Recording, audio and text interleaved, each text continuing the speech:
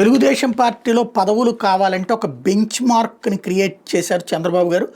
ప్రజలు కార్యకర్తల నుంచి ఐవీఆర్ఎస్ ద్వారా అభిప్రాయాలు సేకరిస్తారట.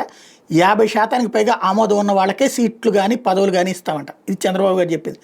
ఇది పార్టీ అధ్యక్షుడిగా తనకు కూడా వర్తిస్తుందంటూ తను కూడా 50% నుంచి ప్రజలు కోరుకుంటేనే సీటుకు టిక్ పెట్టుకుంటానంటూ చెప్పుకొచ్చారు. గుంటూరు జిల్లా పొన్నేకల్లో తాడికొండ నియోజకవర్గ కార్యకర్తల సమీక్ష సమావేశంలో ఈ విషయాన్ని చెప్పుకొచ్చారు. పార్టీ కోసం క్షేత్రస్థాయిలో పోరాట తత్వంతో పనిచేసే వాళ్ళకి తాను అండగా ఉంటానని, ప్రజల్లో పట్టులేని నేతలను పదవుల్లో పెట్టిన ప్రయోజనం ఉండదని చెప్పుకొచ్చారు.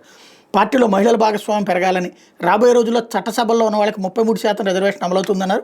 కార్యకర్తల నిగ్రహంతో తనకు సహకరిస్తే రాష్ట్రంలో బూతులు మాట్లాడేవారు లేకుండా చేస్తానని, అలా మాట్లాడిన వారి తాట తీస్తానన్నారు. ఒక పేపర్ పెట్టుకుని ఇష్టానుసారం రాస్తే చూస్తూ ఊరుకోబోమని హెచ్చరించారు. తనకు ఎవరిని ఏం చేయాలో తెలుసని, ఒక్కొక్కళ్ళ సంగతి తేలుస్తానని, ఫేక్ ప్రచారం చేసే వాళ్ళని, తప్పు చేసిన వాళ్ళని తప్పకుండా శిక్షిస్తానని హామీ ఇచ్చారు.